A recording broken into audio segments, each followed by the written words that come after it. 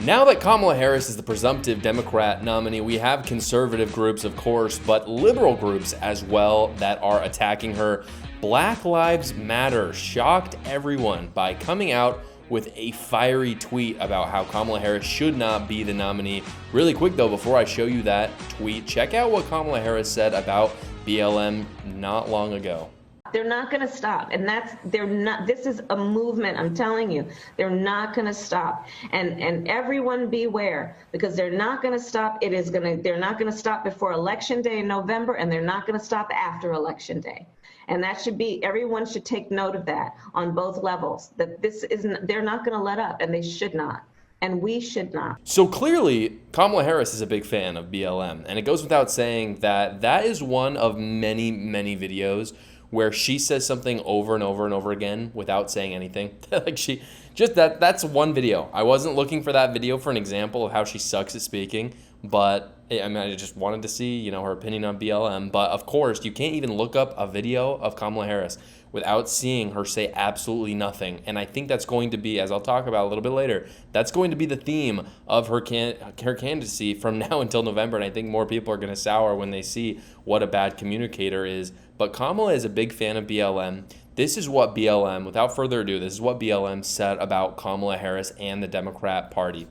So they came out on X. They said this: timeline of events. You can see it right here. Sunday, Joe Biden drops out. Kamala Harris announces campaign with Biden endorsement. Kamala Harris said she's going to work hard to earn the nomination. Kamala Harris makes calls to party delegates. Monday now, Kamala Harris continues making calls to party delegates. Kamala Harris makes 2 public speeches. AP announces Kamala Harris has secured enough delegates to be the Democratic nominee. Again, that is one day after Joe Biden steps down. And then they continue by saying Kamala Harris releases this statement. They kind of put that statement on X. I'm not going to show it here because it's basically just her accepting the nomination. But this is the important part that BLM said. And you can see it right here. They said a 24-hour process of talking to party bosses is not democratic, nor is it a process Democrats should be proud of. We do not live in a dictatorship. Delegates are not oligarchs. Installing Kamala Harris as the Democratic nominee and an unknown vice president without any public voting process would make the modern Democrat Party a party of hypocrites. Reminder really quick before I finish this. This is BLM. This is the most progressive, probably the most progressive group in America. They finished off by saying, we call on the DNC to create a process that allows for public participation in the nomination process, not just a nomination by party delegates. You have to understand, no one, not a single primary voter voted for Kamala Harris. Why? Because Democrats refused, the Democrat Party refused to have a primary. And so if you're a Democrat, just imagine for a second that you're a Democrat. You vote for Biden, and so did all your friends who are Democrats, and you kind of had to, right, because there's no primary. So effectively, you voted for Biden. Then the party elites last minute decide to switch him out for someone that you never voted for, never once. And again, a lot of Democrats were calling for a primary. They were saying if Biden is such a powerful, good leader, then surely he'll win in a primary. He'll do great. And by the way, he probably would have in a primary. But at least you could point to 20%, 30% people voted for Kamala. 0% voted for Kamala because they didn't hold a primary for her. I would feel upset as a Democrat. I'm not a Democrat. I'm sure a lot of you watching aren't Democrat. If you are a Democrat, thank you for watching. Not because I want Biden as my nominee anymore. That's not why I would be upset. But people have accurately pointed out that there was nothing democratic about this process. That's like the one thing that BLM and I agree on. Did not imagine I would say that. But yeah, they're right. There was nothing democratic about this process. And again, you can come out and say, there's been a lot of people who have said, oh, but the convention, the delegates get to decide. It is illegal by the time that they have their delegation. In like at least 1/3 of the states, it is illegal to file for candidacy at that point. And so no, there's no process, by the way, there's just no process at that point to have a new nominee. So yeah, technically at the convention, could something change? It's not going to happen. But no, there's nothing democratic about it because it is illegal at that point to put up anyone else. And that's why they put their convention so late. If they really wanted an open convention, they would have done it in March and April, but they never did. And they knew Joe Biden was dead. They always knew that. Kamala Harris knew that, and so did the elites. Kamala Harris has specifically positioned herself. If there's one thing that she's good at, it is positioning herself in a place where she can fail upwards. That is, I'll say that for her. She's done that very well. And so this mild excitement, I have to point this out, this mild excitement that you're seeing for Kamala Harris right now, which you're seeing some excitement, it's not actually excitement for her. What it is this excitement that Biden is no longer the Democrat nominee after his awful debate performance. I personally don't believe that the plan was to take Biden out until the debate. I think once that happened, elites in the Democrat Party, they solidified that they were already waning a little bit for sure, but they solidified in their minds, no, we are not going with Biden. And so, again, if I had to predict, I think we're going to see a closing of the polls in the next few weeks between Kamala and Trump because we're going to be in the honeymoon phase of Kamala Harris. But the thing is after seeing her on TV more and more and forgetting about their excitement from not having Biden, they have to deal with the fact that it's not just not having Biden, it is having Kamala. And I think when that happens for a lot of independents, that enthusiasm is going to absolutely be curbed super quick. I've talked a lot about left-wing organizations that are going against Kamala Harris, but a right-wing organization has something that they have been cooking up as well, which is really interesting. The Daily Wire has just released the trailer for their new Matt Walsh documentary, and dare I say, I just watched it once, I think it's going to be better than What is a Woman. Again, I've only seen it once, so I wanted to check it out one more time with you. Right now, here's my live reaction, and you can see the trailer. Let's begin. Let's be clear what's happening in this country. It's Nazism. Republicans are Nazis. You cannot separate yourselves from the bad white people. Growing up in the 90s, I never thought much about race. Sure, you noticed, but never really seemed to matter that much, at least not to me. Being a white, straight, cisgender man, it's the top of the pile. I'm on the top of the pile. That's me. Am I racist? I'm going to pause it right here. One of the most astounding things I think that's going to be in this documentary, and again, I haven't seen the documentary, I don't know what's going on, it's coming out in September, I think, but is the fact that these people didn't notice who Matt Walsh is. Now, you'll see in a second that he puts on a little bit of a disguise, but this just shows how leftists are so stuck in their own kind of world.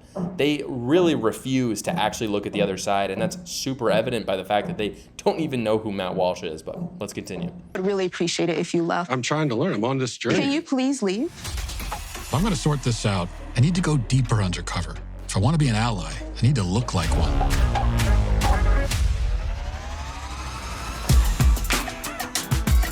What is racism? Martin Luther King said not to judge people by Martin Luther King said a lot of stuff. Is America inherently racist? What the hell is that? The word inherent is challenging there.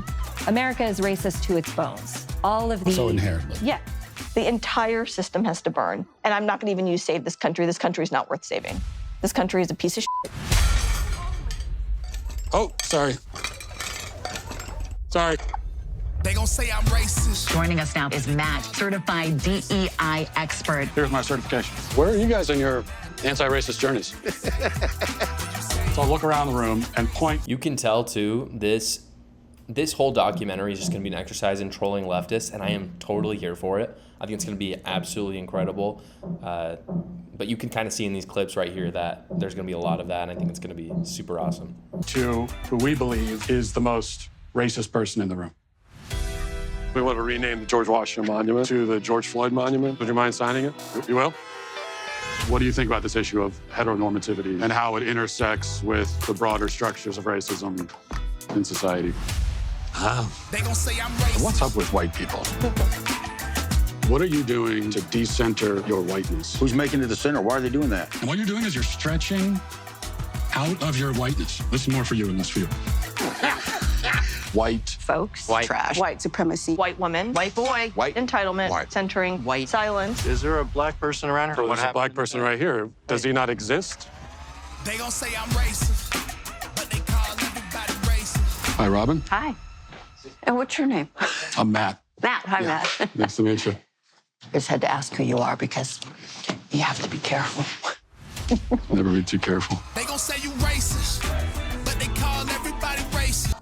Okay, so that last part is really fascinating. That's Robin DiAngelo, if you don't know who that is. She is one of the biggest people in critical race theory and just absolutely just hating, white people. And the fact that she doesn't notice who Matt Walsh is really, really, really crazy. It's also crazy. I would be really interested. Maybe they'll come out and talk about it. Maybe they won't. But I want to hear from the Daily Wire, how did you get this interview with her? Because, and again, you hear right there, she says, you have to be careful. And because she knows how hateful this agenda is that she holds. But anyway, it's really interesting. I'm really interested to hear how the Daily Wire was able to get that interview, how she doesn't notice who Matt Walsh is. I think this is going to be really transformative. And the reason why I'm sharing it in this video is because at the same time as the left are fighting really hard, there are organizations, again, some are tied with the Republican Party, some are not, like the Daily Wire. They're not, immediately tied to the Republican Party. They're going to fight against what is going on, and presumably, we don't know for sure, but Kamala Harris is probably going to be running a campaign that's very focused on racial politics. It's very timely of the Daily Wire to post something like this. You can tell that there's been a lot of people, again, I've been one of them, a lot of people have looked into kind of, is Kamala going to take over for Joe Biden? I was kind of on the side of it. Probably wasn't going to happen, but you can't ever rule something out. And so it's very timely. There's a lot of people on the right that are going to probably be fighting against this notion that race matters that much, because Kamala Harris presumptively is going to be trying to get the black vote out a ton. And as I've talked about, as a lot of people have talked about, I actually think that's going to backfire majorly on Kamala Harris. I think there's a lot of minorities out there that are going to not show up for her at all because they're not going to be excited in the slightest. I actually think there's going to be a lot of those rural voters that were voting for Joe Biden that are no longer going to vote for Kamala Harris because of who she is and the message that she is putting forth. And I think a lot of those rural voters are going to be in Wisconsin, Michigan, and Pennsylvania, which she needs to win. And so anyway, I think this, combined with other right-wing media and, just a push from the right wing, is going to make it really hard for Kamala Harris to win. And I think that should happen, because no conservatives or Republicans at this point should get complacent and think that the race is over. As I said, I think there's going to be a huge tightening in the polls. And I think as we get closer, it'll start to widen just a little bit. But I think it's going to be a close election either way you slice it. Thank you so much for watching, everybody. Please go down below, comment, like, and subscribe, and watch another video.